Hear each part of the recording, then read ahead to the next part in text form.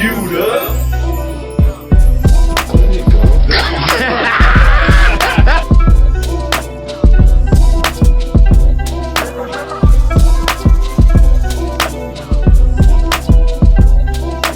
Yes, sir. What's going on, everybody? It is episode 19. We are so close to that milestone of 20 episodes, almost 20 weeks of doing the same thing. Crazy. With some of the coolest effing people I've ever got a chance to know. And you might think we look like some of like the most handsomest guys at like a bus stop in downtown Phoenix or something like that. Yeah, you know what I'm saying? At a bus stop? At a bus stop. The Metro. Okay, that's a low bar, but we'll take it. Hey, man, I mean that in a good way. You know what I'm saying? But yes, we got a jam-packed episode for you guys. I'm your boy, DJ Eric Michael. You guys are now locked into the Queued Up podcast, baby. Episode 19, we are in the building. Shout out to the squad that we usually have on deck. First, I'm going to start off with my captains of the content team. Shout out to my boy, Chewy, a.k.a. Jesus Crust. Yes, sir. Couldn't do it without you. We really can't. You know what I'm saying? Wearing that Cardinals jersey, still repping the home team, no matter how bad they suck and how many bad decisions they make as a franchise. The Cardinals are ass. Damn. I'm from Arizona. I can say that shit. Shout out to my brother, the one and only Charlie Mumbles, known from here Couldn't do it without you either, to my the brother. 5 boroughs, man. My boy Mumbles, bro. Humble Mumbles. See, Mumbles is a ninja. He was in here getting some pre-shots of some stuff we're working on. He had no shoes on. He was just walking around light on his feet, man. Hey, I seen it, all right. It didn't even smell, bro, so I appreciate it, bro. I mean, you're a real clean guy. And then on the camera, as you guys can see, shout out to my bro, the one and only RC. Yer. You know what I'm saying? Calvert Productions. Yes, sir. Good to see you, dog. Good to be here. Beard looking nice. Thank you. So is yours. Yeah, man, appreciate you. And then also, shout out to my other guy in the spoken word chair today, once again, Artie Reeps. Mm-hmm. You know what I'm saying? Artie, you had yourself a hell of a weekend. Yes, sir. Can't wait to we was out there doing art stuff. Okay, Artie. Just remember, Artie. It's not Art. It wasn't Artie A-R-D-Y. It was Artie A-R-T-Y. Yeah. There When you go. think of art, think of Artie. When you think of trash, think of Hakeem. That's a Coming to America reference for all you young little kids or who's watching us, okay? If you're under the age of 29. And then, episode 19, we got a fantastic special guest. We've been trying to get this guy on for the last couple of weeks, though. A young legend. A young legend, man. Not only here in Scottsdale, even though, hey, you are a legend in Scottsdale, you know what I'm saying? But nah, from New York. Mm-hmm. Done shows with established comedians like Chris DiStefano. Mm-hmm. Went on tour with established comedians such as Tim Dillon. Mm-hmm. Voted 2-time best comedian by the Arizona Foothills in 2020 and 2023.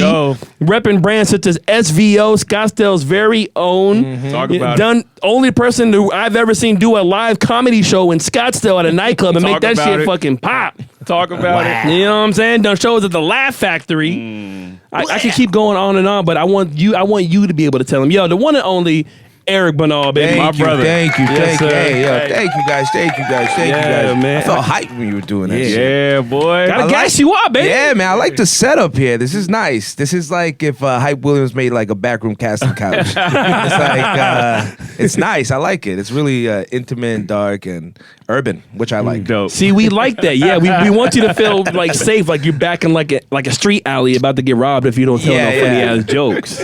Yeah, definitely. I feel like a Ninja Turtle in his like hideaway. And April's about to walk in. That's funny. People are like, who's April? Yeah, man. And you DJ'd I did a brunch comedy club. Yeah, that's amazing. A brunch comedy event at a nightclub. And you know what's so funny is that I remember when I had announced it, people were like, when are you doing it? Saturday? 10 a.m.? Right. Doors open? 11 a.m.?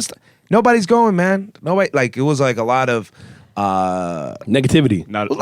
You know what's so funny? Yeah. I remember I heard Goggins say this, people who hate on you are never doing better than you. Facts. That's a fact. Yeah. They are never doing better. So they kind of like, that's what they live off of. But I just remember it was coming from like comedy people I knew, like, and I'm like, what do I care about this person who can barely get stage at an open mic? And, and it was just people going, this guy's crazy, 11 a.m., But I remember I was driving, and I remember I got the announcement from the manager. He's like, hey, sold out. So I remember I tweeted. I said, it'll never, like how Drake, it'll never work out. Comedy brunches are stupid. Nobody's going to go.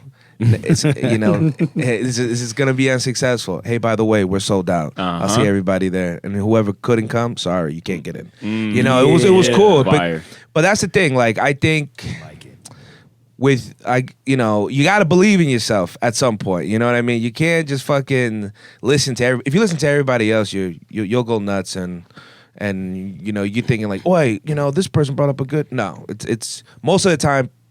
I'll be honest. Most of the time, people don't know what the hell they're talking about. Right. Yeah. Most of the time, people barely graduated high school.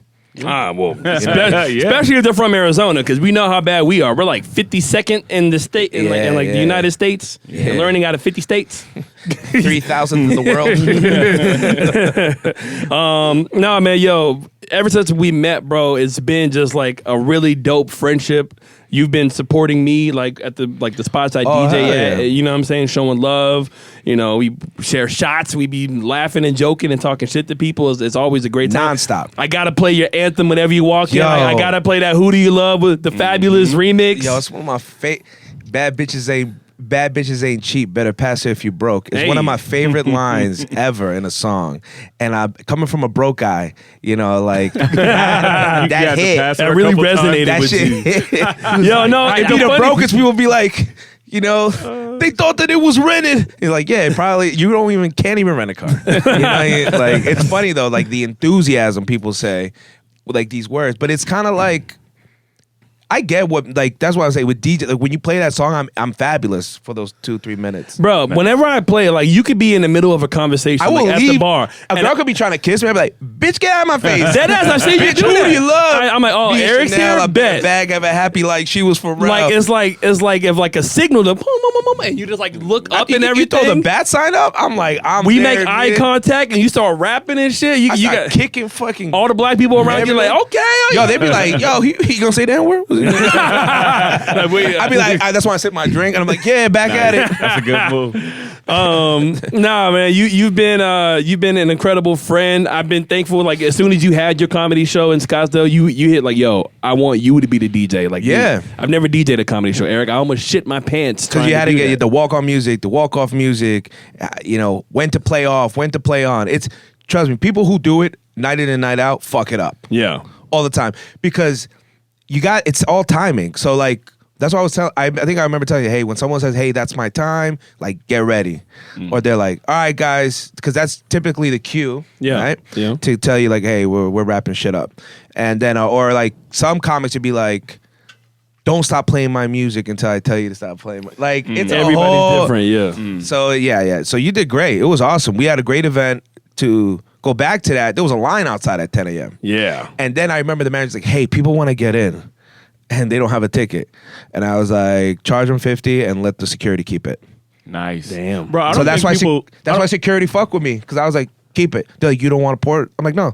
You're here at 10 a.m. on Saturday. I don't think people understand how big of a deal that is, especially for what that space is and what just that the whole surrounding circumstances. For you to do that and sell that out and for a show at 10 a.m. in a culture where people are out until like 2 a.m. the night prior or whatever. People came through to that show that did not go to bed. That's awesome. That's crazy. Because they were like, I'm not going to miss this for Eric. Let's go. But that's the thing. And, you say like, I support your stuff. It's important to do those things. You see these people that are always like, there ain't nobody ever support my shit. I've never seen you at my show. Facts. I've never even, forget about not even going to my show. Never seen you share a flyer. Facts.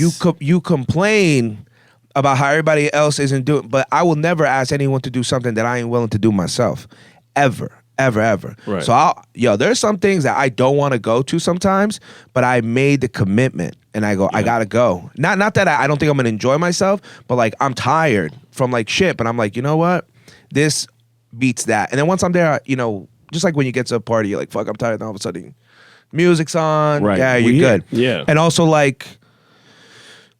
It comes back. It sounds whatever it is, God, the universe, whatever. It's like the Steve Harvey quote. Yeah, I love Steve Harvey, by the way. I don't know if you guys are Steve Harvey fans, but I love Steve Harvey. Steve Harvey was saying like what you say is basically what will happen. Right. Oh yeah, all men are dogs. Yeah, you're gonna meet all of them. Mm-hmm. You know what I mean? Yeah, you ain't. I ain't never gonna lose this weight. You sure won't. Right. Nah, that's facts. No, Man, man. I ain't never gonna be a millionaire. I can guarantee you won't.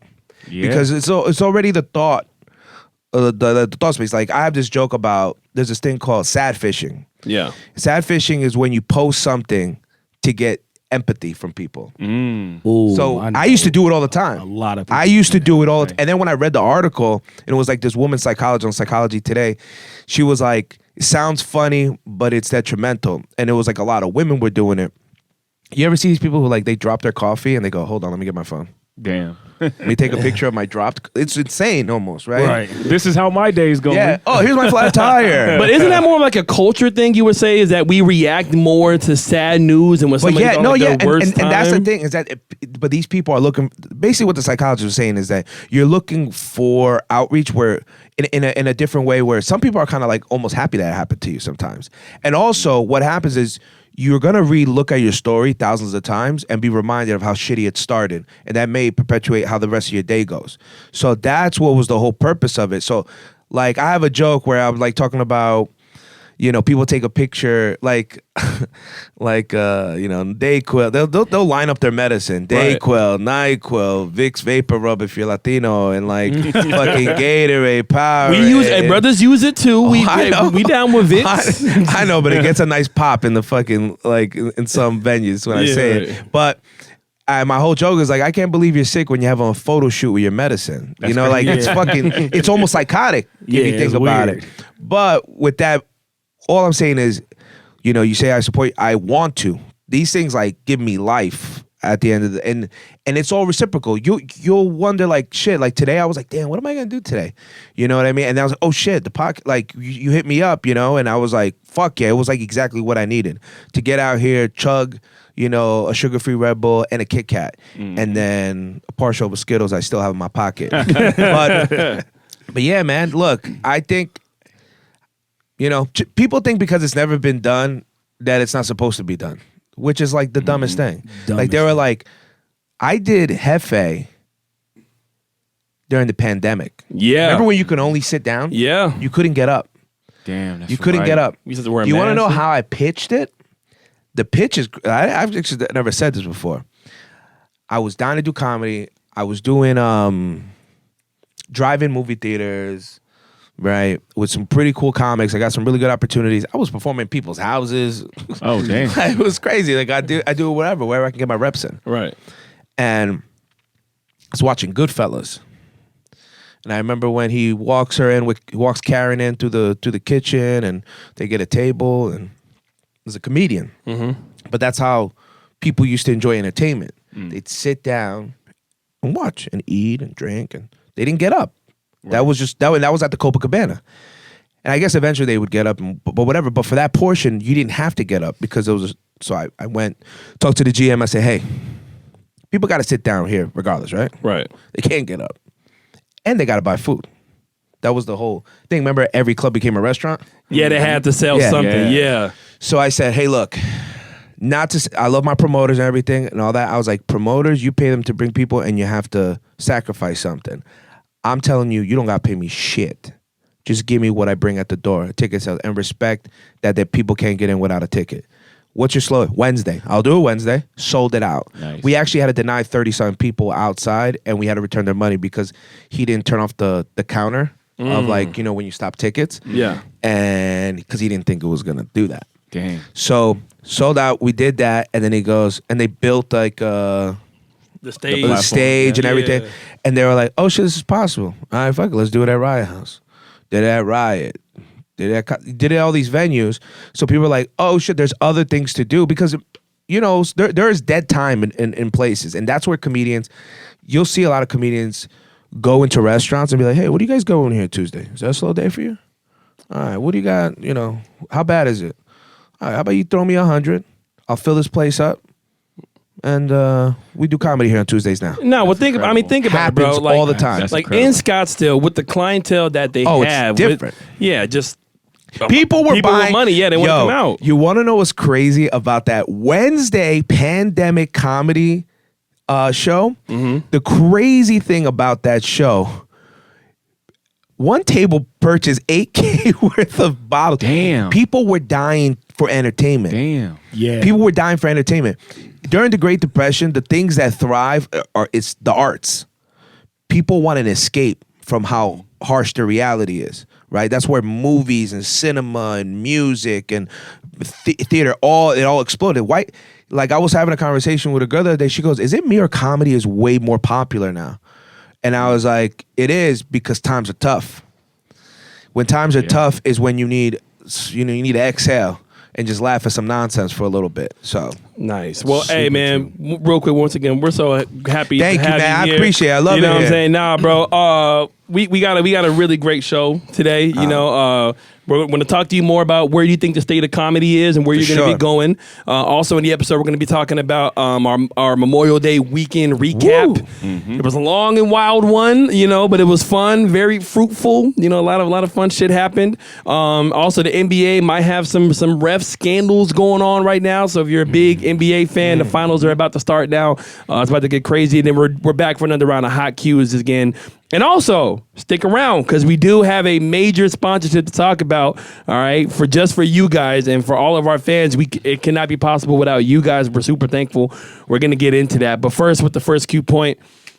So, Eric, I know you've been doing comedy probably all your life, right? It's been just... Yeah, I mean, right? I won like best comedian. No, I was a class clown in high school. Like, I won the award. I mean, that technically is an award to be the class clown. I People won get that. remembered for that shit. And it was just like, I would just do the dumbest shit. You know what's so funny? What's a trend now? I used to do in high school. I'm 35, okay? You know what I used to go, my friends were hitting me up. They're like, dude, you see what's on TikTok? You should do that in high school. I used to walk into a class and be like, oh my God, P. Diddy just died, yo. Oh, dude. Don't be one of those people. No, in high school, I was 17, 16 years old. You still knew better. No, I would like whoever people loved. I remember came out. I was like, Usher just gone. He's gone. And then, but now I see like that would happen. People would just get. But what's good? You know what's good about that joke? You know what's good about that joke? Yeah, it's the relief that it's not true. Right. It's like the roller coaster. Like you're gonna die, but you didn't. Sort of thing. But what's funny is that I used to do stupid stuff like that. I used to prank. I was also voted Teacher's Torment. Some other Teacher's Torment. What were you doing? It's We like like a little poking a teacher. You got horns on it. I was just pitchfork like, to class and shit? I couldn't stay quiet, man. Like I was like trying to like, that girl's cute. Can I move my seat over there? They're like, no, Eric, we moved you there for that reason. I was like, fuck. Do you think you had like ADHD? Oh, or hell something yeah. like that? Hell yeah. And you know what's crazy is that history was my favorite thing. That's why I went to college for history education. Because I needed to go with something that I liked. So history of anything, music, movies, comedy. Like now that comedy, I'm like, oh, let me look into like, people used to get arrested to do stand-up. Lenny Bruce. Damn. You know, used to because speaking like that, they didn't know like, wait, well, freedom of speech, but you can't say that. Right. You know what I mean? Like Lenny Bruce has like an old joke. He goes, it's crazy because this is like 50s, 60s. Right. He's saying these jokes. He goes, gay people, huh? It's illegal for them to get married. But where are you going to put them when you arrest them? Oh, in jail. Yeah, I'm sure they'll hate it there. Like, he was saying stuff like that, and it was like off the wall, but I love that. So that's what I used to do in school. I was nuts. I was a crazy kid. Okay. And you went to school in Sleepy Hollow, New York. Headless Horseman.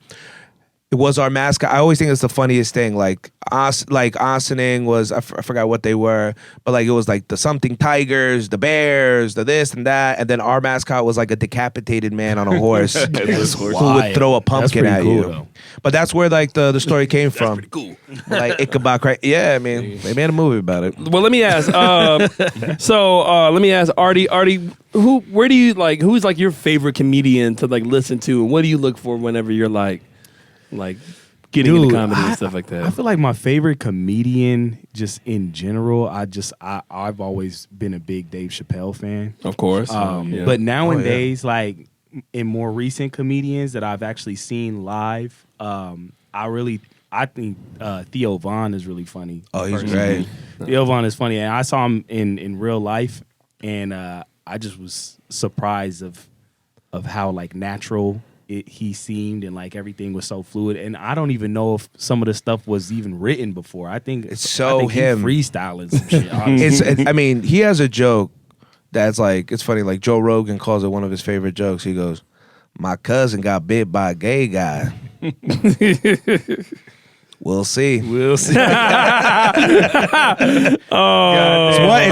It's a great joke. Like that's the thing. Like and that's why everything is subjective. I'm in the middle of trying to get this young lady who's from Arizona who does skits on the pod, and she just made like a video, and I guess she makes videos by everyone. But I think I don't know what she is, but she like made one like dating Latin men, dating Arab men. But the one with Arab men, like this guy was like, "This isn't funny," blah blah.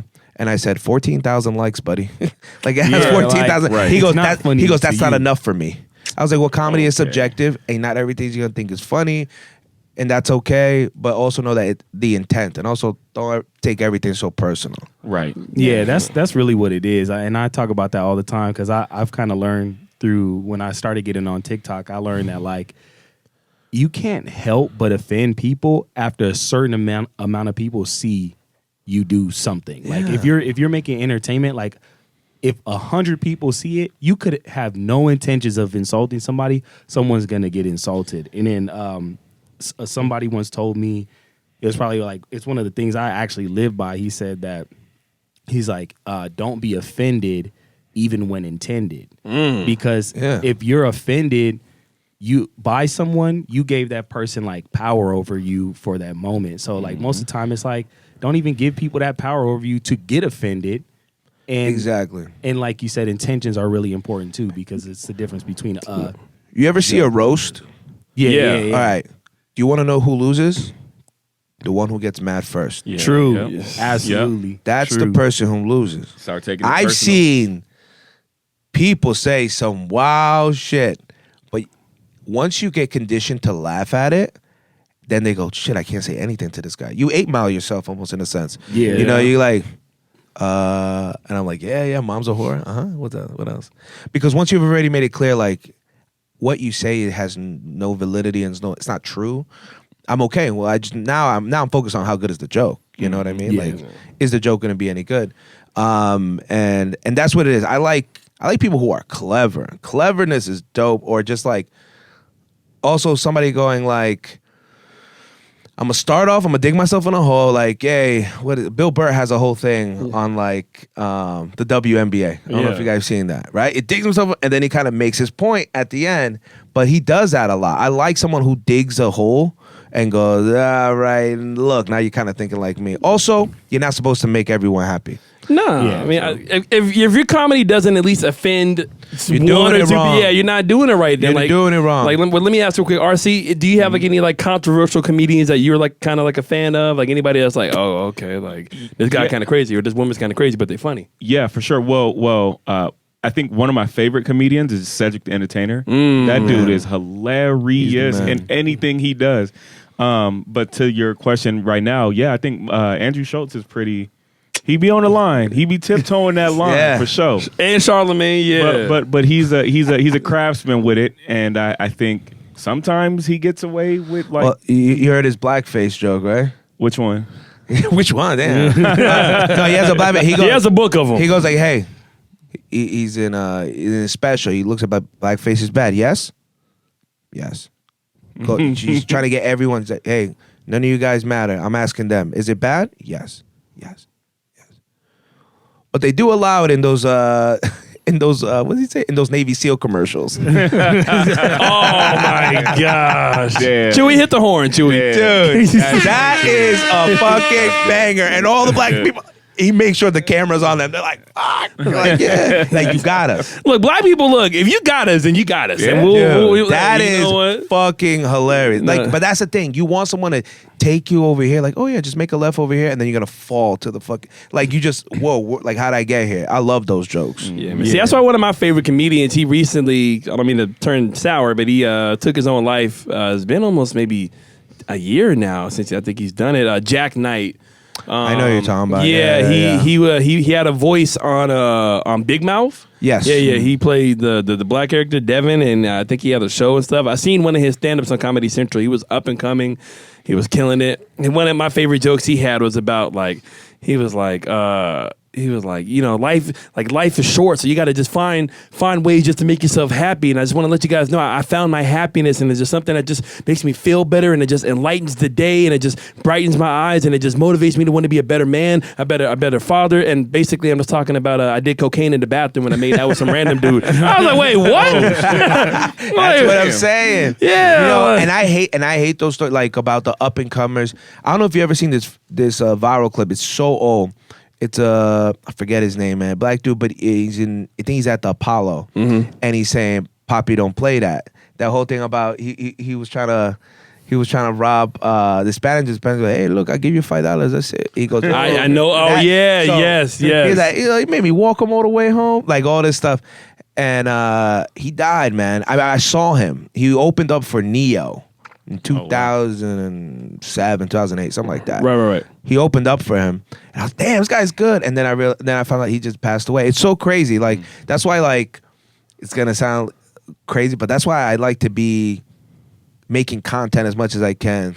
I have shit stored, hours. I told my producer, hey, if anything happens to me, let it rip, let it be out there. But yeah, man, that sucks. But Patrice O'Neal used to say something on his album. He had said a joke, and he got some groans and some claps and some laughs. He goes, a lot of you guys are laughing. It's good. Some of you guys aren't laughing. That's even better. He goes, because basically, if you make everyone laugh, there's something wrong. That means you're pandering. You don't want to pander either. Pandering is like the worst thing. You ever see somebody go, oh, yeah, what? I like Nikes. You're like, what? What the fuck? Why do you think I like Nikes? Well, you're black. Like the Hillary Clinton hot sauce thing. Yeah. The Hillary Clinton hot sauce thing is one of like pandering. At least she owned it though. That's the only thing I appreciate. What did she say? Like, how did she get out of that? Well, she's had the whole hot sauce in her purse thing. And Charlamagne was like, they gonna say you pandering, and then she looks up, she goes, "Is it working?" So that's better than freaking like Kamala Harris. Like, oh, we're black, so you gotta vote for us. Like, trick, like what? What did Biden say? You don't vote for me, you ain't black. That's where Biden lost any hope of me ever voting for him. I was like, that's just absolutely. He told you, fucking ridiculous. I know. Joe Biden gonna tell us just because your best friend's Barack, man. Fuck out of here, bro. I heard Joe Biden say he was Dominican, Puerto Rican. Jose be done. I mean, I was down in Florida. My boy Joseph Biden, man. He like Joseph wildin' with that. Joseph Biden. All right, E. So I want to ask you, bro. So what are some of your next goals you got coming up? Like what do you look? You've done a lot, and I know you still have a long way to go. But far in the near future, what are some of your goals you really want to accomplish with this comedy thing and your podcast as well?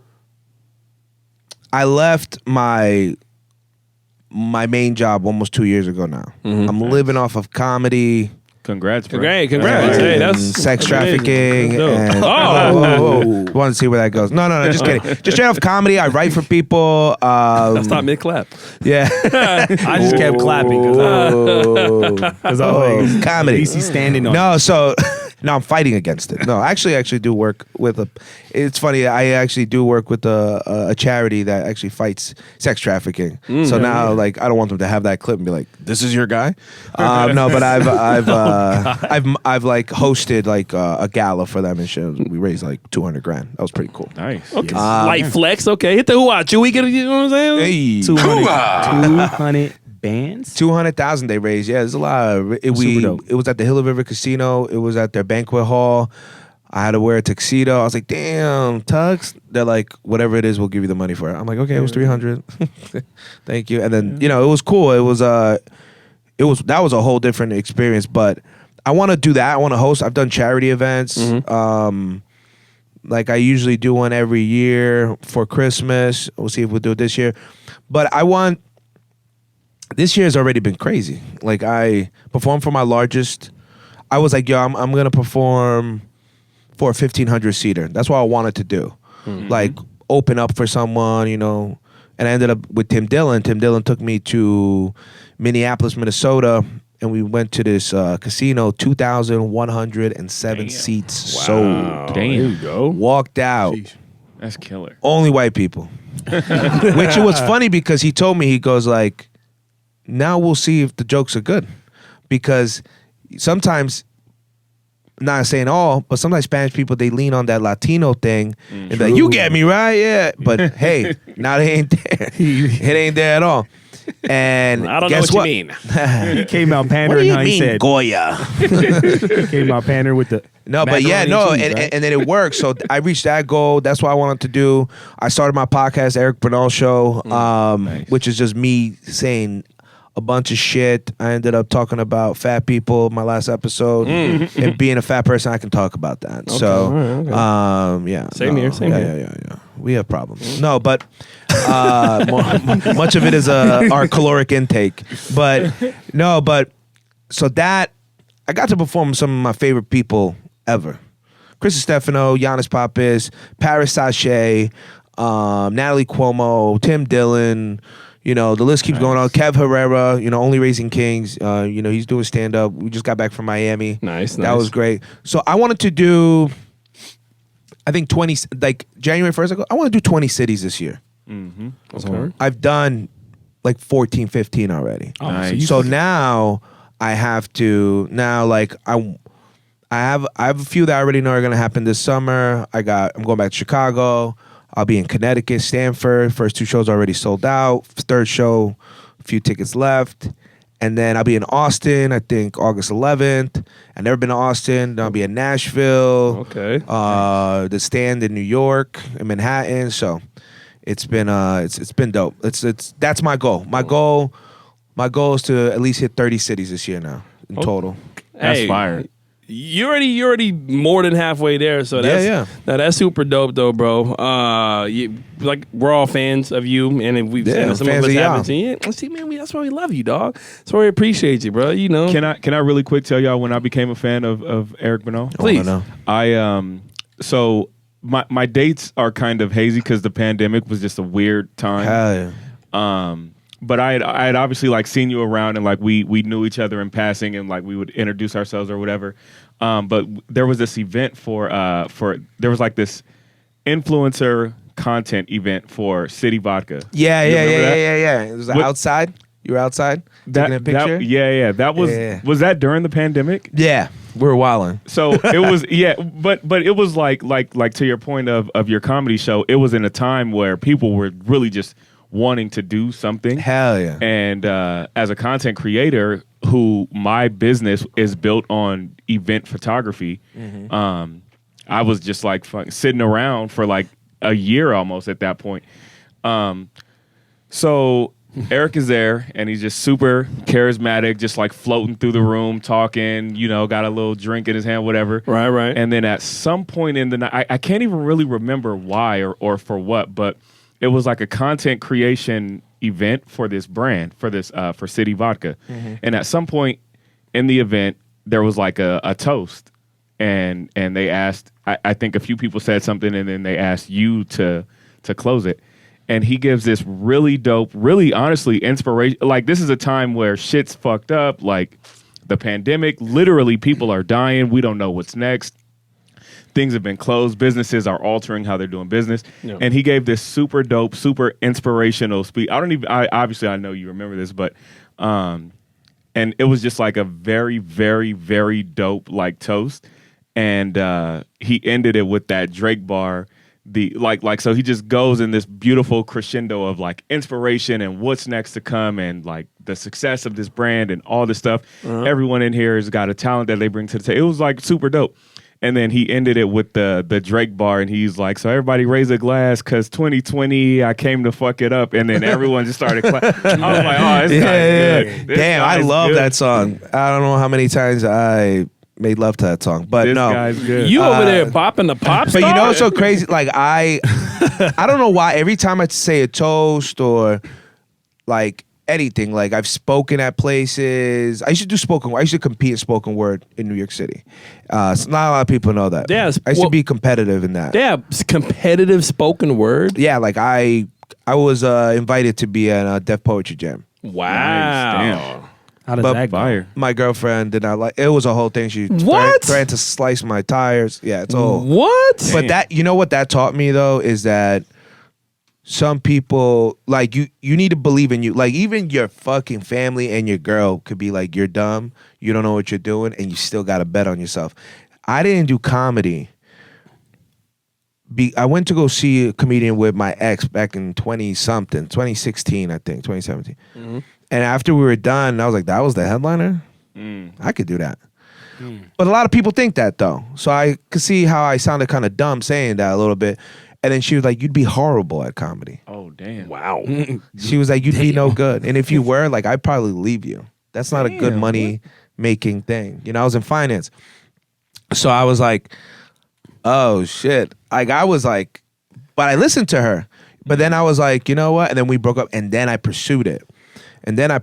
So, look, what I always tell people, man, believe in this gut feeling where it's like you have to do it, where, you know, I always say if you would do it for free and you love it, then that's the thing you should do. Yep. If tomorrow they told you that it no longer makes money, I would still do it. I love it. There's nothing close, dude. When they announced me and they say it's a full, like when I did the 2,100 people, I thought I was in the fucking UFC getting ready for my weigh-ins. I was like, you know, it was nuts. They're like, This is hyped this up. next comedian from Arizona, like the announcer, you know. But yeah, man. That's fire. But that whole thing, I don't know why. I've always been kind of, not saying I've been good at that, but like, I've always, I don't know. There's been something about it talent. that I feel like Yeah. it's almost like someone takes over and I'd be like, oh, did I just say that? Oh, shit. Okay. It was dope. Yeah, it's Yeah. a gift. It was It's real dope. definitely a gift to see people like that because I don't feel like I have that ability. I think I do in like maybe like rap, like freestyling and shit like that, or that kind of stuff. Throw a beat on. I can dip into that, but like when it comes to giving a speech, and I see people who can really just sit there and just say some real inspirational. There's like no pauses. It seems so well planned out, but there's also aspects of it that you know are on the spot. Like that's a gift, bro. That's like tapping into that. They call like the collective knowledge or something. Yeah, I feel like when I start talking, this is how it looks like.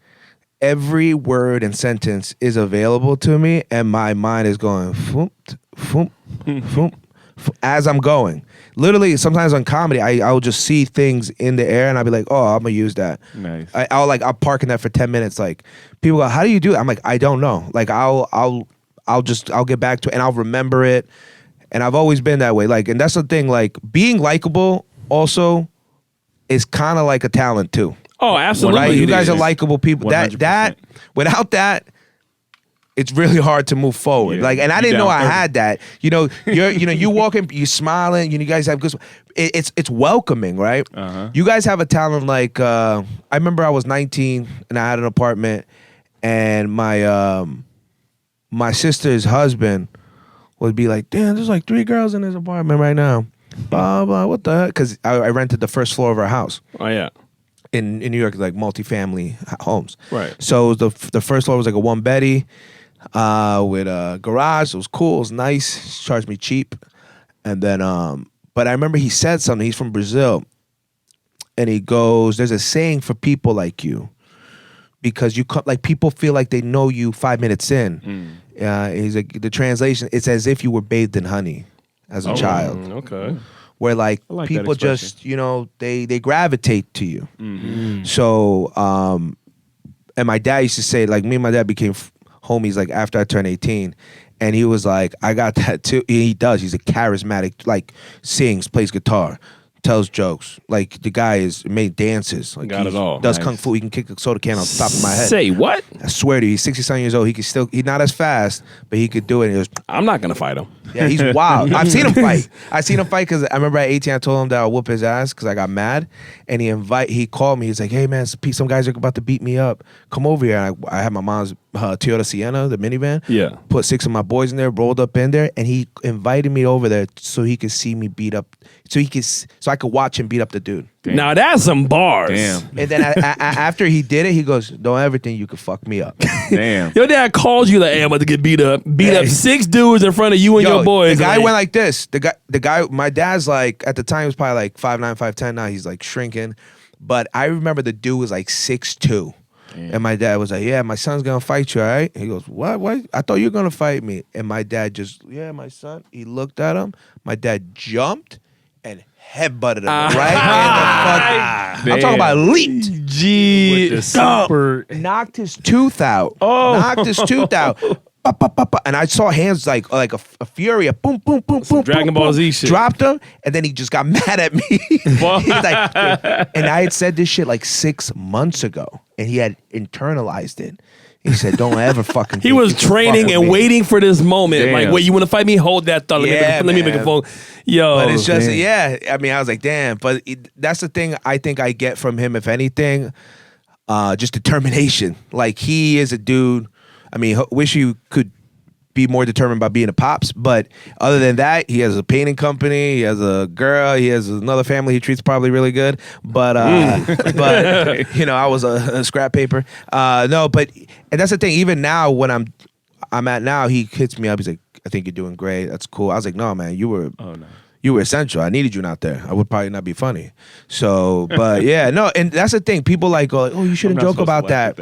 But the thing is that comedy is nothing but tragedy plus time. wow, yeah, That's all it is. I never really got that line until I watched Kevin Hart's Laugh at My Pain, and I just started staring at the title, Laugh at My Pain. Because when I talk about on stage when I got cheated on and I make it funny, today it's funny because tragedy plus time equals comedy.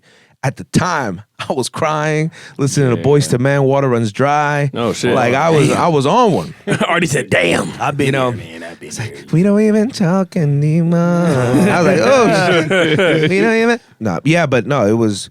But that's the thing. Like, when you can laugh about it is when you're over it. That's why when I tell my own friends, they're like, "I fucking hate him," blah, blah, blah. You know, about, you know, they're a good friend. I'm like, hey, you know, the opposite of love isn't hate, it's apathy. It's about not really caring. If it no longer matters, because think about it. If you're with a girl and she's like, "I hate my ex," then every time it's like, damn, like you kind of still love him in a little way. Right. Like, you're not over it. It takes energy to do that. You're not still over pressed. it. So that's why, like, when you can finally laugh about something that happened, that's how you know you're over. Like, damn, she Yeah. did me dirty. Like, shit, that was kind of, she's good. Yeah. 6 months through.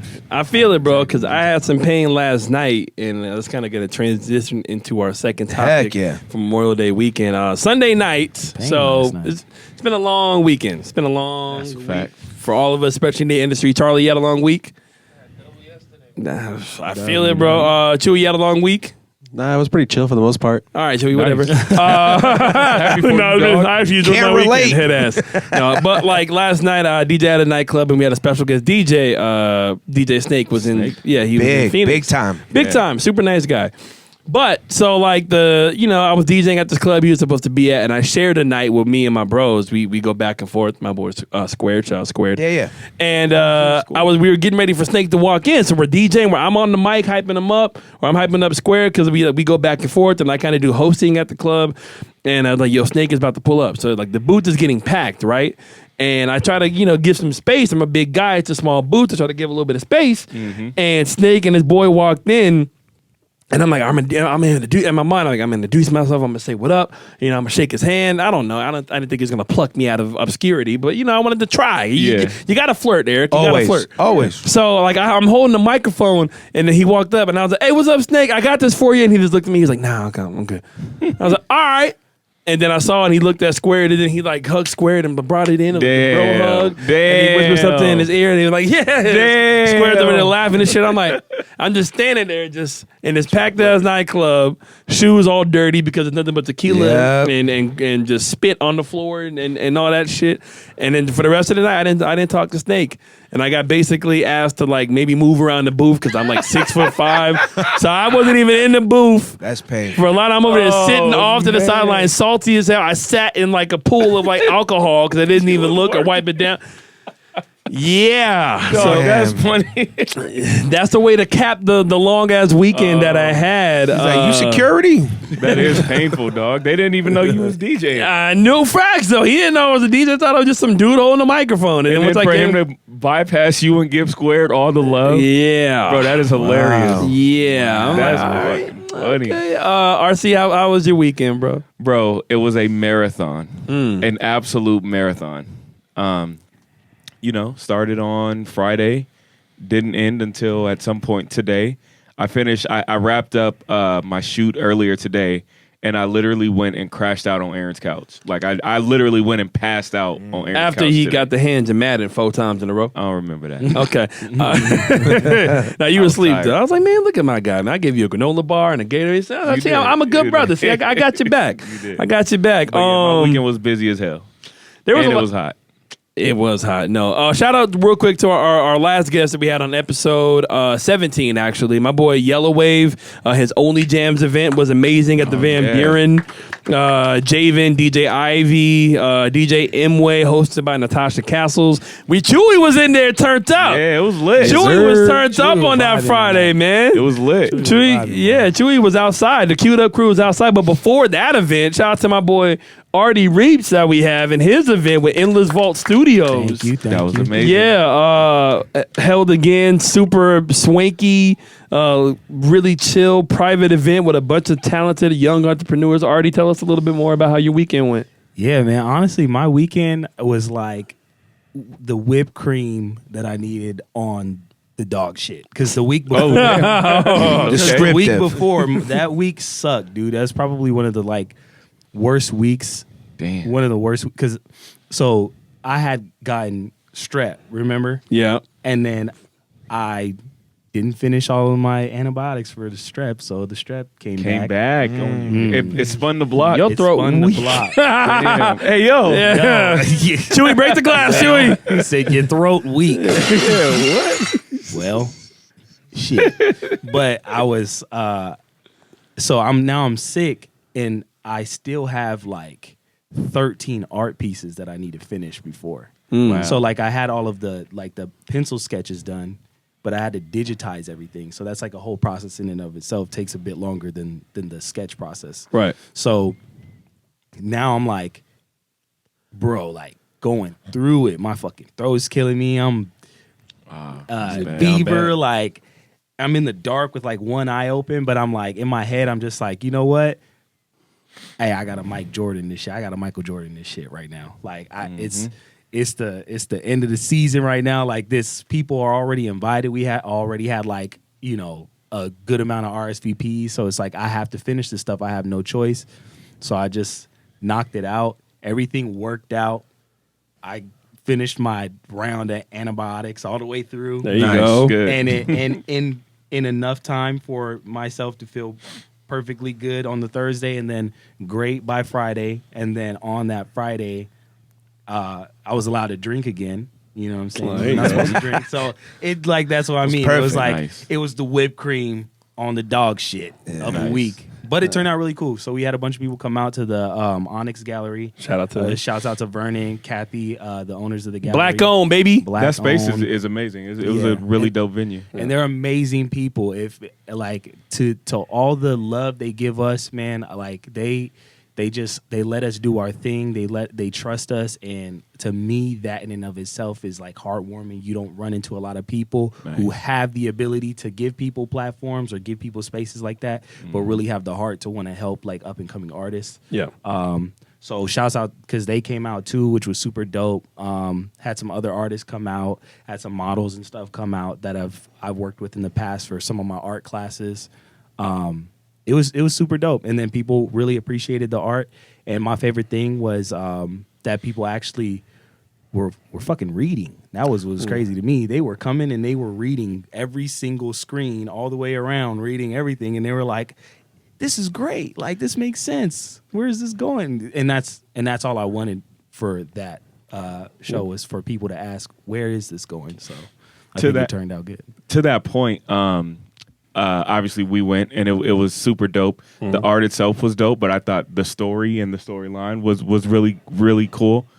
And in reading that, I'm like, me and Artie definitely read a lot of the same. Like our literature is a lot, and we talk about some of the books that we read. But I was like, I can definitely feel like that our literature runs in like a lot of the same stuff, because there was one point, and I don't want to give anything away, but there was just one particular line. Can I say this? Yeah, of course. And it was something to the effect, I'm probably not gonna get it verbatim, but something to the effect of it was like, any human can achieve any goal if they just put enough energy. You know what I think it was about 4 or 5 slides in. Yeah.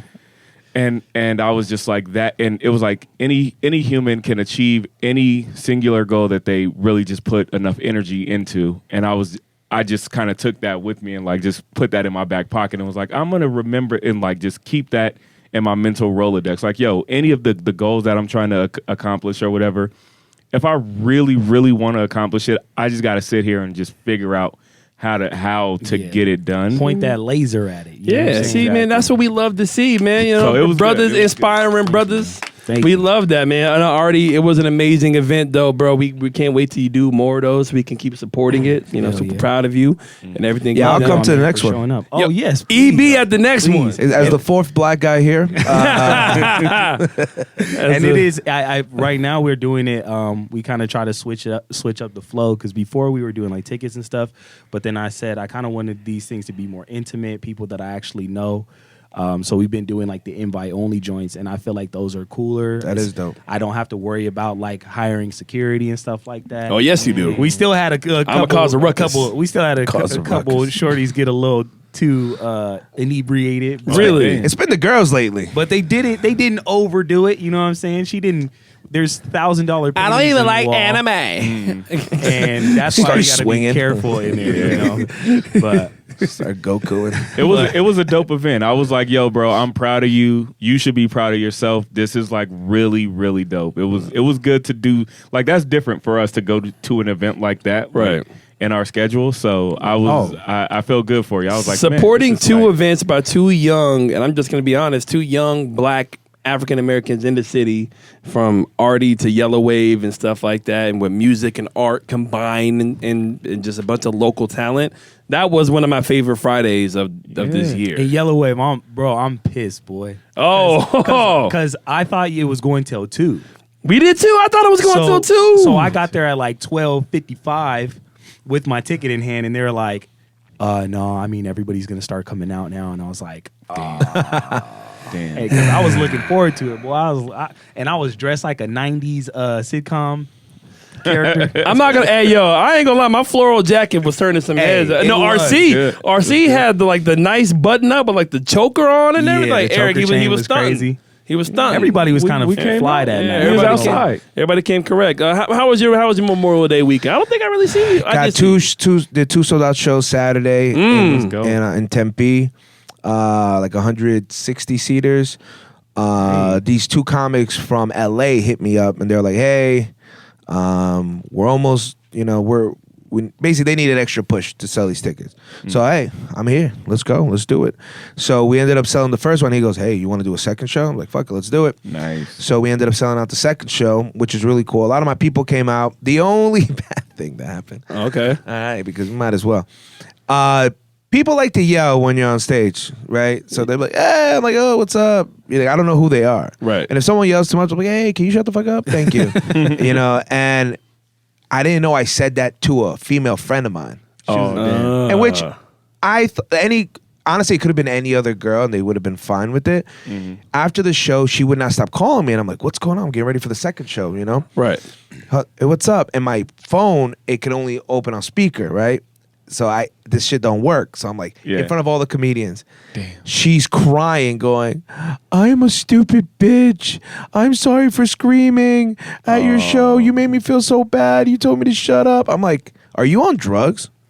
Like, what's going on?" She's like, "No, you made me sad." And I couldn't believe she was crying. I was like, Wow. Hey, I was, what's so funny? I was like, "Look, it's not like that. I promise you. It's just, I don't even remember that happening." "No, you yelled at me and I'm whatever. What are you doing tomorrow?" "Nothing." I was like, "Do you want to go get food or something? We'll go eat. We'll have a drink."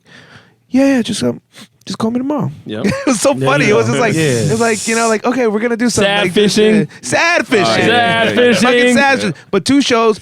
It was with a DJ from LA, Jay Valentino. He's doing stand up. He's a little new into it, about a year and a half. Not bad. He got a good solid 15 minutes. Nice. And then a dude who also does content, Concrete, Mexican cat.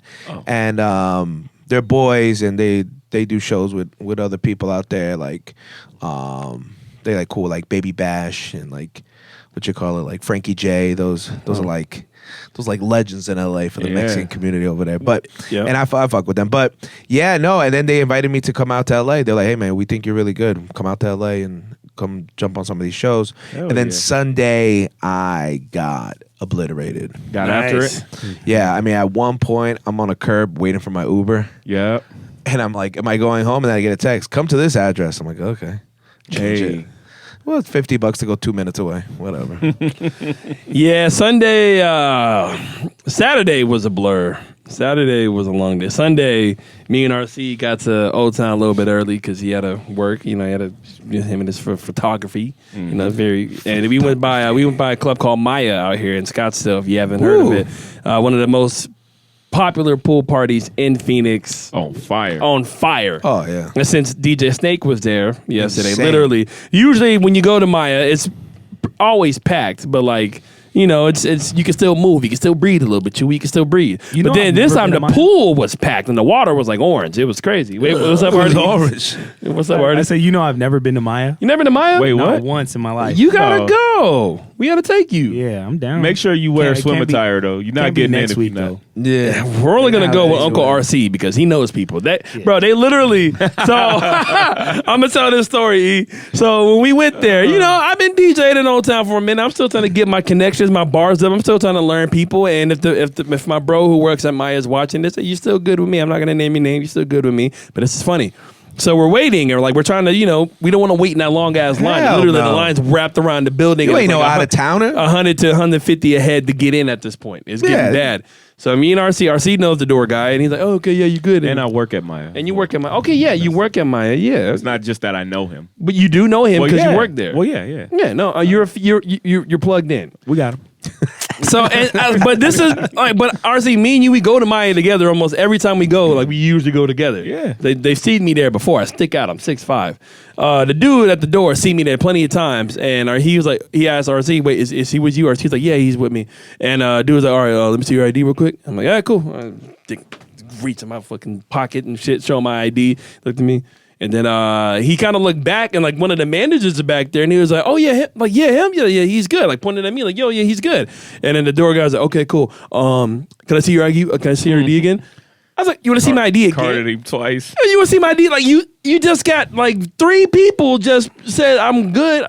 I didn't even argue. Hand over that ID, bub. I know, right? He was like, "Give me your ID." What did he think? I know. I'm like, "What? You think I changed personalities or something?" Like. 6'5", 17-year-old. And then he hit me with the, "Hey, I'm just trying to do my job." Like, all right, dude. Man. Yeah, sometimes the security guards down there, I like most of them, but some of them do get on my nerves. Yeah, I'm like a DJ with this company. I try to use whatever little shake I got. You did the same thing when we got to the W. Yo, deadass, I have to like hustle my way Yo, to the get W, into the this. W don't play. Yeah, I'm like, for hey, sure. my uncle owns the place. Yeah, Sorry. it's a $3K minimum. Oh my You know what god! what the W stands for, right? Right. Well, you just said it. You know what the W stands for? White. Gee. Come on, guys. I'm just kidding, man. There's a lot of good people there, and we get it. Yeah. It's just, Shout out to my people that work there. I've They been to awesome. the W a couple times. It's always been smooth. I'm just Yeah. playing. I had to finesse that. I'm like, come on, bro. He looked at me 'cause I was Always. wearing jorts. I wasn't wearing like swim. That also too though. You're not making swim attire. If you want You to can get into swim in somebody's- jean shorts. No, listen. You guys know you should do. If not, I'm gonna do it myself. The what you need to do, like almost like a lot of out of towners are coming into town. Yeah. What you can wear and what you can't wear. A checklist. Make that like like welcome Arizona, like one of those little reels. And Yeah. It's so true. Some of my friends like, yo, I can't walk in with whatever, and I'm like, no, dude, they're just they won't let you in. They'll let me in, but they won't let you in. Yeah. It's different. I live here. We do business with them and etc. But it's like, oh, I can't wear jeans to a pool party. Nah, man. No. No. No. Yeah, no. One time they got me. One time because I had some shorts on that were like corduroy shorts, and he just didn't even know what to do. I think I remember that. He was like, "Are those?" He was so bad, taken aback. He was like, "Are those? What are those? It's like sweat shorts?" I was like, "Gotta lay." I was like, "They're kind of like corduroy shorts." He's like, "Kind of like corduroy." Okay, corduroy. No You gotta corduroy explain shorts the fit. allowed. I just wanted you to say it so I could tell you what you can't wear. he Googled it real quick. He's like, no wait, corduroy. wait. Oh, so those are corduroy. Okay, yeah. Can't wear those. I wanted you to hear how absurd it was out loud. He started Corduroy grabbing on shorts. your shorts and shit. He's like, let me just make sure. Sounds stupid, right? Yeah, you can't. He got a little thing out and tested the thickness. I know they got one of my boys. They're like, "Can you wear a belt with it?" Then it's not for the pool. Yep, nope. Damn. That's a good point. Miss- Just wear some trunks, Bro, but see, I'm out there on Sundays until from like 5 p.m. to 2 a.m. I can't just go back home and change and shit. bring a change of clothes. Man, I want to do all that, man. Then you don't want to get in Where you going to change in Scottsdale? on the street. Oh, hell no. By the whip. On the street. Yeah, you trying to get me set Yo, up. people have been getting knocked out left and right in Scottsdale too. Knocked What? Like people have been getting fights. You guys Oh, are yeah, inside. yeah, there's You know, some you're fights. like capturing moments. You're playing someone's bridal song. I'm seeing someone getting laid out while Holy eating a shit. pizza. Like, I've seen that outside of like the taco spot. I saw like there was a big ass. oh yeah. Oh yeah, I keep my head on a swivel, man. And girls be fighting probably more than everybody. Well, also, yo, some of these food vendors over here be trying to finagle people. Like man. RC. Like what happened to you, bro? I don't want to. You ain't got to say where. I'm never going back to that place again. Cause they try. What happened? Well, it was just overpriced and under delivered.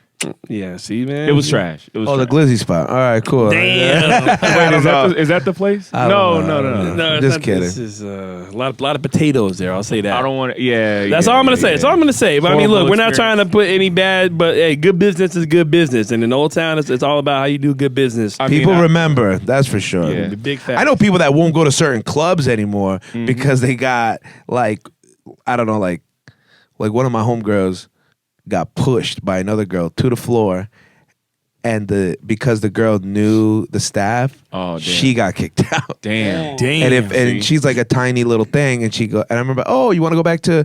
She was like, I will never go back there, Yep. ever. Yep. She hit me with like that. She'll be That's back. that's like how I that feel. Angela Bassett. She'll be Never. back. She'll be back. Never. She I will be back. respect the scam though. Scam is wild. Y'all got me once, never again. Oh my god. Hey, the girls, I feel like during this last weekend, the girls was out there wilding. Yeah. I feel like they were just like, I don't know. I've never seen like every Instagram girl that I've ever followed was all out. Yeah. Yeah, nah, it was. They were called into work.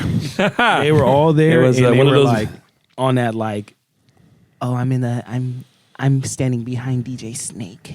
And I'm like, he not even looking at you. You better off being on the dance floor in front of him. And I see girls trying to like hug him and stuff. He was like over there like mushing them, like, like No back up. way. Yeah, no, dead ass. This one girl's like, man, females, look, we love y'all, but just as a DJ, stop it.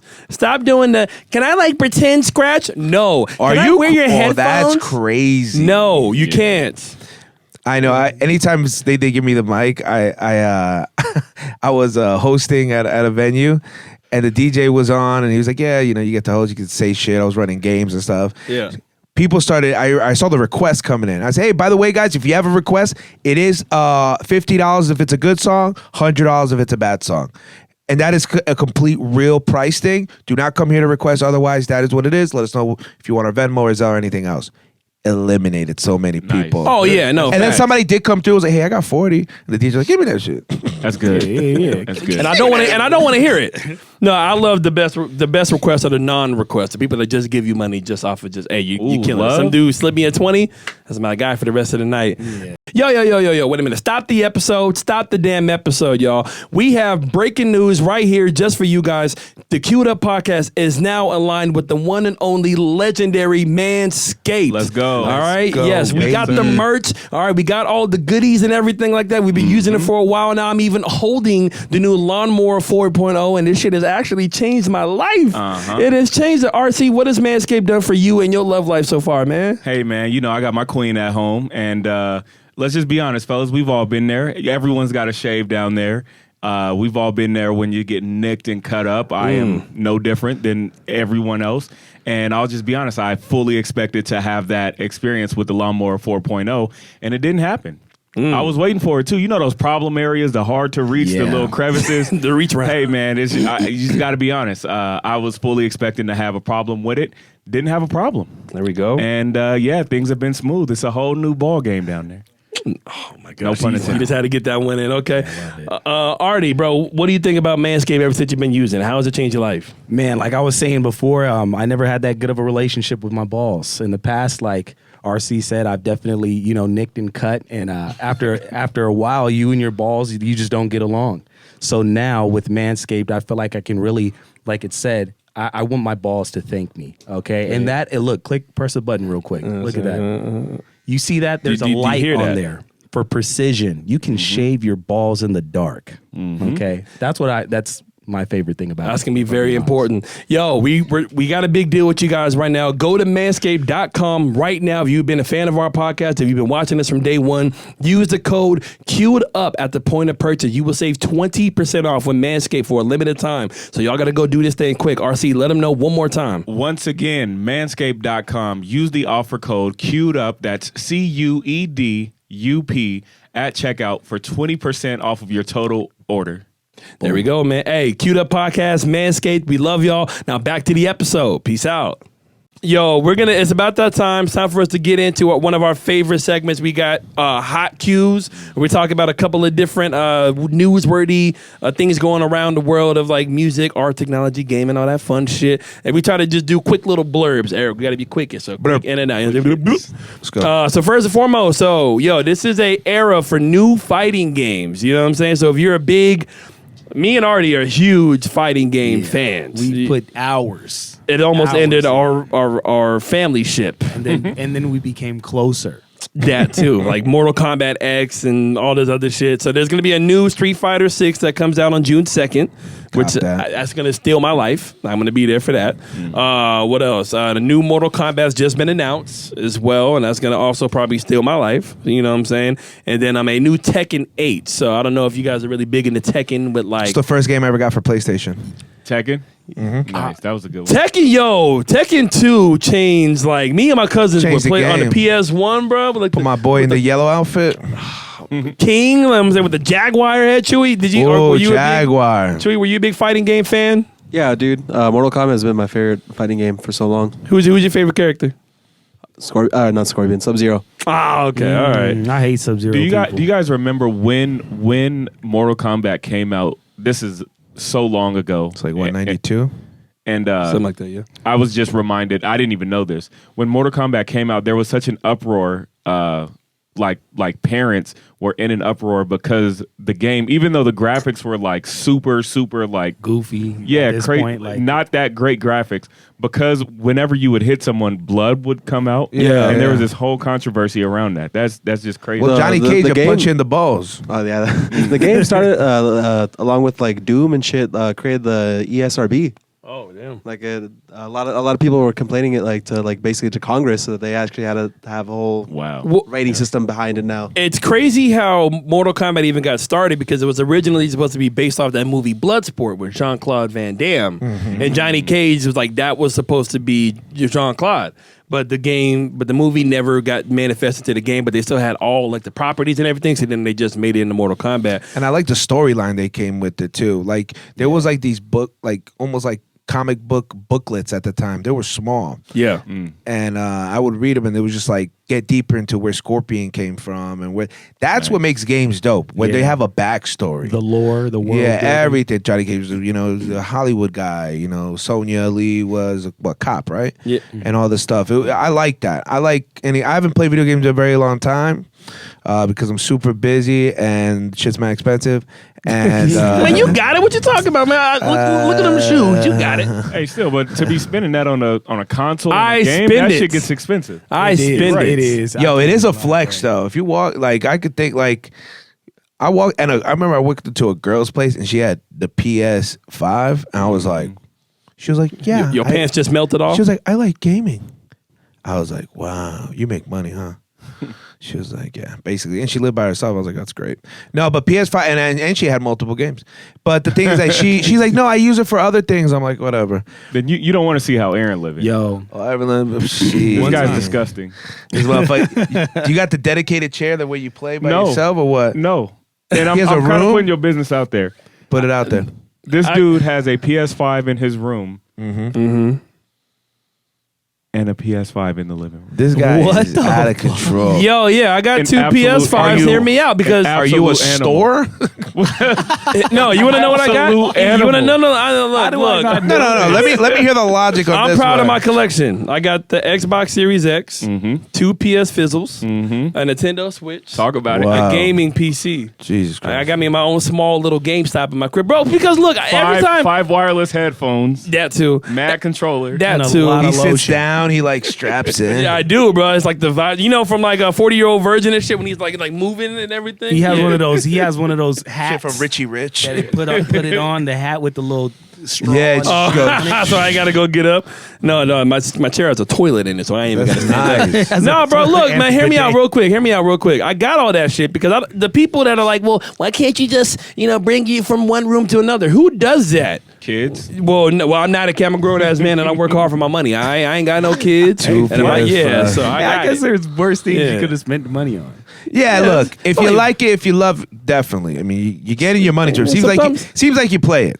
I do. Sometimes I just want to be in the bed, laid up. I got the adjustable bed. It goes, so I just raise. You don't want to it be up. unplugging. Yeah, shit. Aaron, You live in a Best Buy. You damn. Hey, yo. I mean, look, man. Don't. Fucking Geek Squad. I'm blessed. All right, I'm pretty blessed. All right, thank you, the DJ. Appreciate you. Hot cue number 2. Speaking of spending a lot of money, Ja Morant, who's been in the news for a lot of not good things lately, and acting wild on IG Live. He actually dropped some new shoes that just came out about maybe like a couple of days ago or a week ago by the time this episode comes out. Ja Morant's shoes literally sold out in like minutes. His new release. Controversy sells, man. Yeah. That's crazy. Just ask Lil Nas X. Yeah. With the blood in the shoes. It doesn't matter. If people hate you, it makes it for other people to love you. I bet you there are some people like, I like Ja Morant, and then when they were like, stop picking on him, now I love him. Now I support everything he does. Yeah. It's more like that. So like, that's why what they say is like all of it is good. Good press, bad press is good press. So Yeah. I mean, and the numbers show he sold out. But see, now it's just so messed up now because like whenever an NBA star is like on live, like Damian Lillard was on like live, like IG Live, people are commenting, "Hey, show a Uzi or show a I like." did see that. Yeah, like come on, man, like that's not supposed to be like that. Like, Yes, it is. That's actually exactly how it's supposed to be. Why- The internet? well, the internet's a bunch of trolls and assholes. Yeah. Yeah, That's all so it that's is. exactly how it's supposed to be. Oh my gosh, Artie, you gonna go buy some Ja Morants? What are they, like black Air Forces with his name on the side? That's funny. With a I have gun not underneath. seen It comes with a holster for your pistol. It come with a you can hide a clip. You got a clip in there. Oh my gosh, bullet on the laces. Chew, you gonna go buy some Ja Morants? No, probably not. Okay. Sounds honest. I believe him. Yeah, I believe him too. He's wearing some right now. Like, look at his toes. Look at his feet. If you click your heels, it play an NBA YoungBoy. It plays Big Truck by NBA Youngboy. If you click your heels 3 times. That's actually fucking funny. All right, what's hot cue number 3? Hot cue, the last hot cue we got for today, quick and easy. So Beyonce and Jay-Z, the power couple of hip hop and R&B, a couple of billionaires, beautiful black family. They actually purchased the most expensive house in California residency history. Oh, okay. Crazy. I actually know this property. Oh, Dude, wait, you been because I'm like really into real estate. Like I know like the house that like Swiss Beats bought was the Iron Man house, the Razor. It's called the Razor. there? Wait, he bought that house that Yeah. Iron Man 2 or the Iron Man lived Iron in? Man, yeah, the one that's like this. nice. That's Swiss Beats house now. What? That's fine. Yeah, Ain't nobody tell me that. I love these things. So dumb that's why. hard. So the one that he's talking about, this property, this could be a good and bad thing. Now, this property that I just happened to know a lot about it actually. They had listed it for way more. 290. They had listed and no buyers were getting it, and they've had to bring it down. I know it's been going down, and I bet they thought no one was gonna get it, and I knew somebody was just gonna be like waiting for it to get to a certain point. You go, I'll take it, because it didn't matter. Like even where it was at, even if it dropped like millions and millions and millions of dollars, it was still the most expensive property in LA. Yeah. It's a beautiful place. It's nice. I mean, it's fucking. I mean, they got the money. For $200 million, that shit better be nice. Is there any it's one not that specific thing about it, like how it's not the biggest though. So it's not like it's real estate acres. It's real estate. I mean, you can get a $100 million apartment. $50 million apartment in Manhattan, and it's not the biggest apartment ever. You know what I mean? It's just in Manhattan. Location. Yeah. Let me look at this thing here real quick because I gotta look it up. But if you guys want to look up the Razor though, the Razor owned by Swiss Beats, that is Iron Man. So. Chewy, can you find that? Is that in Malibu? Where's that at? Yeah, the it's Razor. One that is right off the house owned by Swiss Beats. Like remember when the dude comes through and blasts and he explodes? He goes, "You know my address," and he sends him over. Yeah, and he explodes his shit. That's Swiss Beats crib. That's the house. That's what Tony Stark would be. Tony Stark. Yo, it's nuts. Like so. I don't want to sidetrack off that, but I think it's pretty cool to know this. So Swiss Beats used to have that on his phone. Just the picture of the house for years. Wow. For years. And he talked to his real estate. He goes, hey, because Swiss Beats is really into art too. Right. You know, he's investing into artists, right? Right. He has this whole thing about paying them back and make sure they get what they're worth. And he asked his realtor, hey, ask them if they'll sell it, you know? Because he had a property in Arizona too, and they sold it so they can get that. I doubt they needed to do that, but they're like, probably too many houses. The one on Camelback, right? Yeah, they sold that. And I think he was on the Breakfast Club talking about it. And he goes, man, I just knew it was going to be my house one day. And he goes, they told me, no, it's an art piece. They said the house is more of an art piece than it is a house. Just the way it is, the architect that made it. You can see this house, whoever at home, go Google it. It is the most amazing. It's beautiful. Right. And it's the fucking Iron Man house, man. That's but fire. He said something so dope that made me change the picture on my phone. He said, it's great. Look at it. Look at that. Come on. It's crazy. He said, it's when your screensaver becomes reality. And he said he was just somewhere and the realtor hit about years. This is years down. Hey, they're selling it. He goes, I want it. Whatever they want. Damn. Whatever they want, we'll take it. That and they threw a big party there. And Hov was like, Swiss is crazy. In the Razor. So no one knew why he was saying Razor, but that's the name of the house. That's cool. See, look, Razor. But Swiss has done amazing things. He's produced a lot of amazing beats, worked with legendary artists. The best thing Swiss Beats has ever done was lock down Alicia Keys. Oh, yeah. And to that point, I mean, you never really hear Swiss Beats' name in like any scandal. Yeah, No, he's very non-controversial of a person. Unlike the next guy that we're gonna be talking about. Okay, there you go. Go ahead. I just put it at the There you rim. go. Oh, why he get a fist bump? He ain't never fist bump me on no damn Segway. We had a whole party. Nah, you keep your fist to yourselves, all right? Yeah, you fist yourselves. Yeah, fist yourselves, all right? The last cue we got for today, like my brother RC said, NBA ref, I want to say right now, Eric Williams, who is a referee for the NBA, has been so for, I want to say, maybe like a decade plus, has been under some hot water this year. Like a lot of referees have been in the news for unflattering ways on how they've been reffing games, and people saying it's all scripted and fake, and they're not. Now this is just going to give them a whole lot more ammo. Yeah. Because apparently Eric Williams is being he's under a investigation for possibly operating a burner Twitter account. Justifying his calls and everything, and sticking up for like his game and the games that he referees, and like, oh no, it's not that bad and stuff like that. And people have started connecting the dots between like where the name for the profile came from, because it was his wife's maiden name and stuff like that, and like the few accounts that they follow were like schools like his wife's top basketball at or coach basketball at. It's all leading back. It's to the point now where even ESPN is like reporting on it, and the NBA is looking into it. So everything's still up in the air, but it just does not look good. What do you guys think if this is found that Eric Williams is kind of like leaning towards, or we have referees that are leaning towards certain teams? Which, hey, you're human. I was just gonna say, what's you men and women gotta are have human, favorability. You gotta have a favorite. What's the one? Who's the ref who always be doing Chris Paul dirty? Oh, Scott Foster. Yeah, like to me, just looking at those stats alone from all the games that he had refed with him, wasn't it something crazy? Like he hadn't won like out of like 19. Yeah, like 0-19. Yeah, with him refing, like that's crazy to me. Like the ability for that to happen is insane to me. And how?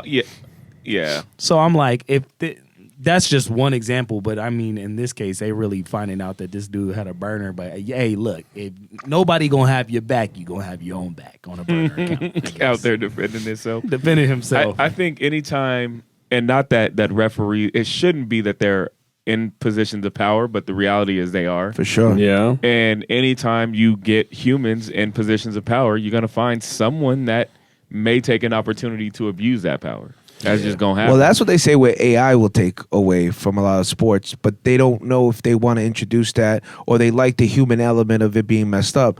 Kind of like in baseball, right?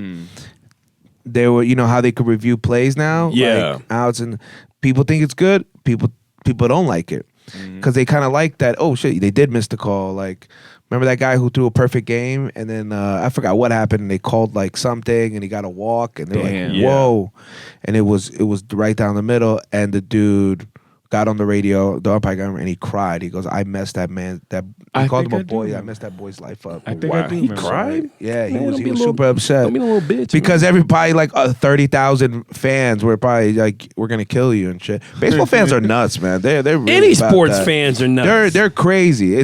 Sports is organized war. This is the way it's been explained. yeah. It's organized war, Look right? at you. She was like, yeah. It's organized war. It's the only place we be Fight like, for my amusement. be like, fuck Denver. Fuck, you know what I mean? It's tribal. It's, we all get dressed. It's corporate the same. gang warfare. It is. It's organized war. And it's awesome. Because no one dies sometimes.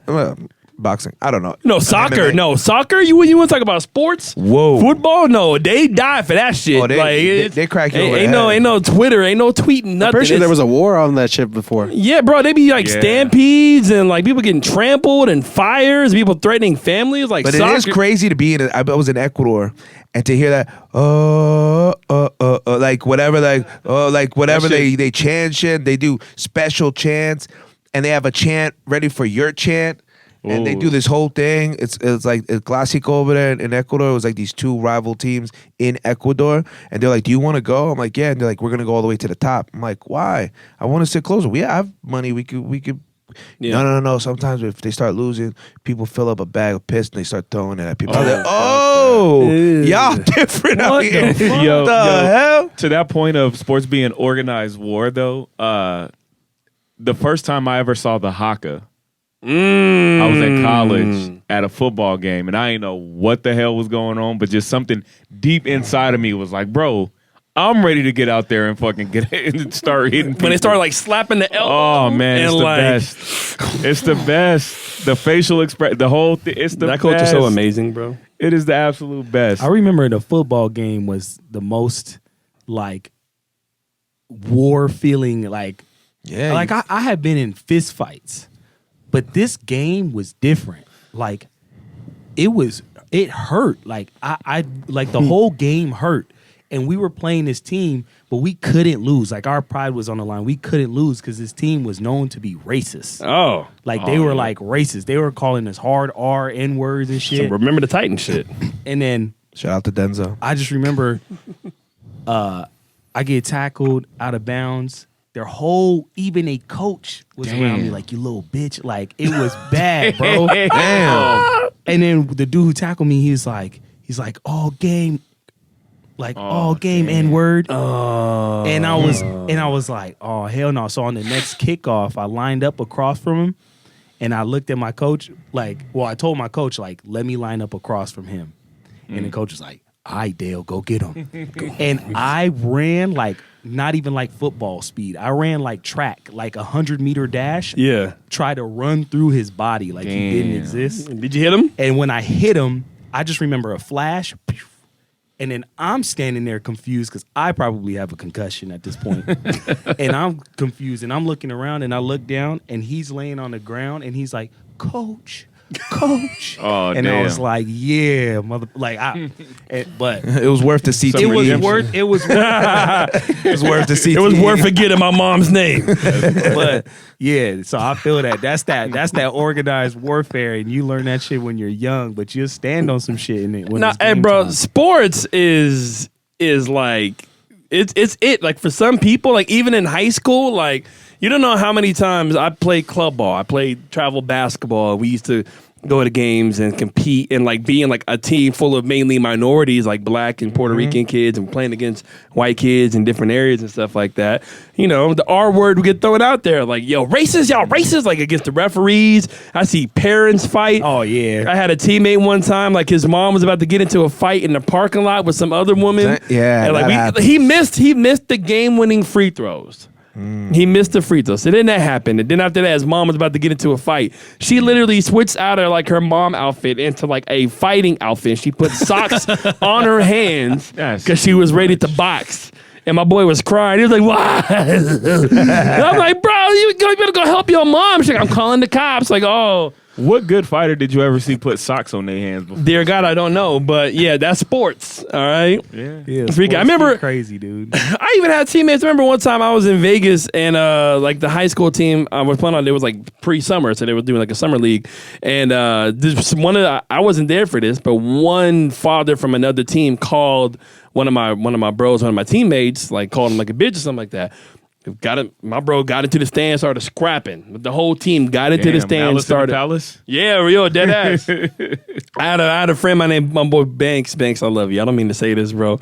He used to punch people in the middle of games. Oh yeah. That's like when I would be the only one to see him. Like he never got a tech. He never got kicked out the game. Like Eric, one time, real quick, we're playing in a game, right? And like the other team center like flew to the ground. He's on the ground, right? And Banks is like reaching out to pick him up. And I looked. I'm like, oh, I'm like, that's such a nice thing to do. He looked around, hit him with one of these, like not even like an actual punch, but with like the side of your fist. Hit him right in the face, and the dude was like, "Hey, hey!" And Dave's like, "Damn, Aaron, why you always got to see me?" I'm like, "Bro, why you hitting them?" That's by any means necessary. It's war. Yeah, man. That's. I've seen. You know, you want to see drama. You want to see ups and downs and crowd. Sports, man. That's the place to see it. The funniest thing I ever seen in sports. Not funny. It was actually pretty cool too. Funny and cool. My boy was like ranked in the state, like number 1, number 2 in wrestling. Okay. Nice. Lost in a tournament in the finals. It was just a tournament. It doesn't determine who wins in the states. You know, just a tournament. He doesn't get the big trophy. But he wasn't used to losing. This is what's important, to get used to losing sometimes. Not get used to it, but be okay with it. Mm-hmm. Lost. His mom tried to console him, and he said, "Shut up, bitch," or something like that. Ooh, Some mama. bitch, right? And so I kind of went to, because he was like, yeah, and she was like, what? And I was like, you know, I'm going to go talk to him. Let me tell you who beat me there. His dad. Oh, you're done. When he walked out, and I was the only person that heard this, but it was so crazy. He said, he turned off dad. He grabbed him and he said, "You don't talk to my woman like that." That's his mom. That's his dad. Yeah. He said, "Fuck that. You're my son shit. Mm-hmm. You don't talk to my woman like that. You hear Damn me? right. That's my woman you talking to. All right? I'll beat your shit. I'll beat your face." Blah, blah. He was like, "Okay, dad. I'm sorry." He goes, "No. And the guy said his first name. "I'm him. I'm whatever. I'm Mike." Yeah. Okay? Yeah. Realize I'm not just that. I'm Mike. And that's my woman before she was your mother. Yeah. Yo, Gotta I was respect like, it. damn, I was Gotta shooken up. respect Or she's like, Hell I was yeah. shooken up. I was like, Hell damn. yeah. But Man, that sure. sometimes, I also saw that like on Dr. Phil, they actually did that. When like the kids were acting bad with the mom, he was like, do that. And it was like an exercise. Wonder if he saw that. But it was crazy. But it was just like, and he even said, my boy, he's like, man, I let my emotions get the best of me. I'm so used to just beating everyone. And the kid wasn't even better than him. He just took him like, oh, this guy, I'm going to beat him real quick. The kid beat him. Yeah, you can't sleep on nobody, man. Nah, man. But I feel that though. Look, that's what I be telling dudes. That's the thing about when it comes to men, when it comes down to it, you got to just watch what you say. Oh, yeah. Because when everything all breaks down, we can throw them hands. That's that baby boy. And motherfuckers got to learn somehow. Sweet People little gonna learn. chocolate bunny. And yeah, so I respect that. Yeah, You know what man, I'm for saying? sure. I like that type of energy. A Yo, lot of these kids need to get their ass whooped these days. My bad, Eric. no, you're not wrong. No, we gotta whoop more ass. We're gonna definitely get into that at one more point. But ass hey, whoopings. episode 19 is in the books. Round of Yes, applause. Yes, sir. Thank you guys for Round having of me, man. applause. Yo, It's been Eric, fun. the one and only Eric Bernal. Yo, like I said, bro, we've been wanting to get you on this show for such a long time. Let the people know how can they find you, your social media, your podcast. Please plug it. Absolutely. Thank you. On YouTube, the Eric Bernal Show. You just put Eric Bernal Comedy on really everything. It'll pull me up. Eric Bernal Comedy on Instagram, Eric Bernal Comedy on YouTube, Eric B Comedy on Twitter. It's what I put up shit when I'm drunk and I say nonsense. Nice. Yeah. I delete it later, so I'm going to leave it on. Whatever. Yeah, and then on my IG is typically where I put like links to shows. We'll have more shows. We're going to actually have 2 to 3 shows in Scottsdale. That's the goal monthly. Okay. Where I'll be doing stuff, getting bigger comics to come out here, bring something different to Old Town to do between the hours of 7 and 9 before you hit the club and go see DJ Aaron Michael. So Hey, Nice. I'm gonna be there too. I'm gonna be at the comedy show, bro. I Oh, love, yeah, I for love sure. to laugh. Once again, shout out to our content brothers, Chewy. Follow my dog at Jesus Crust. Appreciate you, dog. that is so funny. That's my guy, man. Follow my boy Charlie Mumbles as well, too. Two amazing. They're just great people, man. They're just great guys. Solid. RC, how can they find you, dog? Calvert Productions. Hit me up on IG. There you go. Artie, how can they find you? Artie Reeves, ARDYREAPZ on Instagram, and follow me on TikTok because TikTok's still popping, baby. TikTok Oh, still, yes, it Said is. they take it down, we running it up. It's still breathing, baby. Follow me at DJ Aaron Michael, Instagram, Facebook, Snapchat. I'm still on Snap. I don't know why I am. I like the filters. You like nudes? All right. Hey, Grow up. Don't be telling my secrets, dog. Telling my shit, That's that man. clap. Hey, and one more time, we want to give a big thank you to our special sponsor. The first time we've been able to work with this company, we're extremely excited. Shout out to Manscaped. Yes, Manscaped. Yo, Manscaped. man, once again, 20% off any purchase. That's our discount code. Queued up, CUEDUP. Please contact us for more information. We're going to have a link in the description as well. Like, comment, subscribe to our YouTube. Please subscribe. We're so close to 100 subscribers. We're close to 400 followers on IG. We need y'all. Do it or else Eric will stop doing comedy. That's If y'all right. don't subscribe. Okay, he's gonna quit. Okay, We'll get there. Yeah, we're gonna get there. Hey, we're climbing, man. We're super thankful to all Yeah, I'm of at our friends. 74. I'm still trailing to. I want to get to 100. We're at 76. We're beating you, dude. Yeah. Hey, man, I appreciate it. Hey, man. Hey, It's all good. It's all love. Hey, cue it up. We love y'all, man. Episode 19. We'll see y'all again for episode 20. Do not miss that one. Please have a great week. Peace out. Peace.